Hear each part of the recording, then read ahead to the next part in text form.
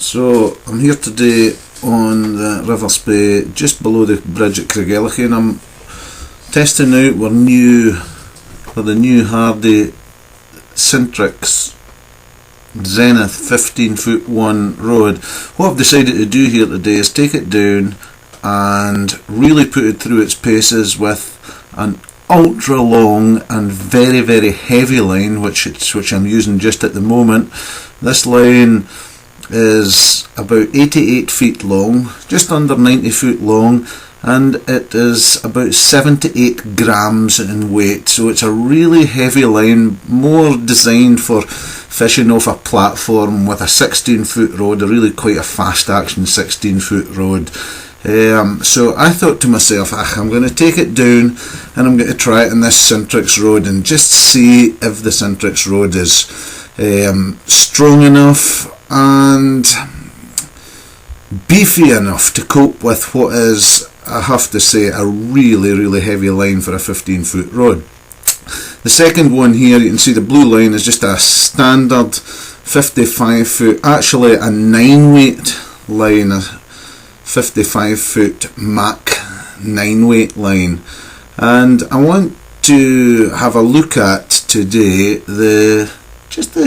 how the rod itself reacts having a very light line and then a very, very heavy line, loading it much more deeply into the butt of the rod, and just see how the rod behaves. So what I decided to do was I decided to just work a few different techniques on this.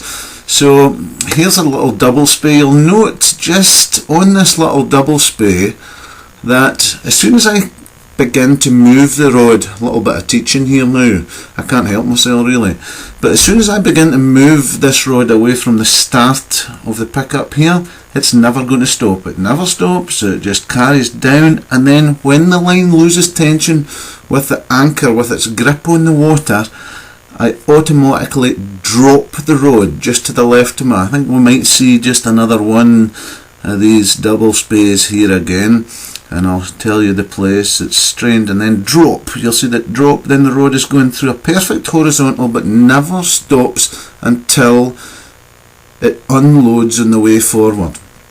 So here we've got here just a jump roll with the same very light line, and you can see that the rod is coping with this light line really, really well. I really liked the rod with this setup, I have to say.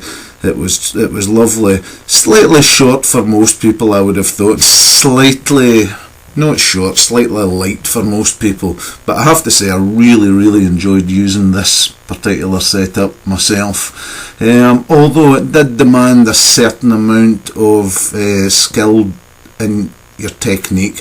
If you don't have good spey technique, then you will have to rely, I'm afraid, on a heavier, shorter line. But if you can use a light short line, it is just the most fantastic fun, and it gives you the best presentation ever.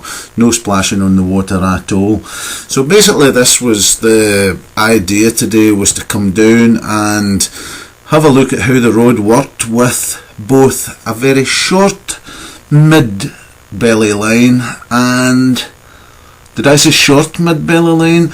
I did. A very light mid belly line and a very heavy long belly line. I wanted to have a look at both and just see. So the first clip, or the initial clip with the long belly line, which was at the start of this little bit of film, I was using just the head of the line. Basically I was just fiddling around with the 90 feet of line off the end of the rod there, and because of the action of this rod and the fact that it is made from an ultra strong material, very, very strong material, it seemed to cope with the head of the line no bother. So what I then did, I then moved on to this one, which was the lighter one, and adopted initially short stroke techniques with it.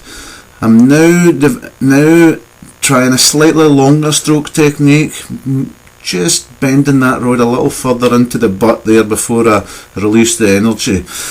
So here I am back onto the really long belly line. Now you have to remember that these lines are actually, there's how many grams between, and there's not double the weight, but there's quite near double the weight There's not quite double the length ahead, but there's double the weight. So this line is a very, very heavy line, whereas the last line was really quite light. But you can see me now adopting a really long stroke, so I'm really loading that rod right down into the butt of the rod. But because the rod is very, very strong in the point, I can afford to really give that thing some pasty going forward. I can really load it up and not be scared of that rod breaking in any shape or form. It really is handling that long line very, very well. I'm doing a little snake roll here now, or not so small a snake roll, and you'll see that with the long line it's actually slower. The technique is slower. We're just waiting for that huge D loop to develop, but we're not waiting. The rod is on the move constantly on the move, coping with that really, really long, heavy line. It is really quite an amazing piece of kit, this rod, because I don't remember ever having anything so versatile as this, or playing around with anything as versatile as this, because the range of weights that this rod can physically cope with is really quite extraordinary, to be quite frank.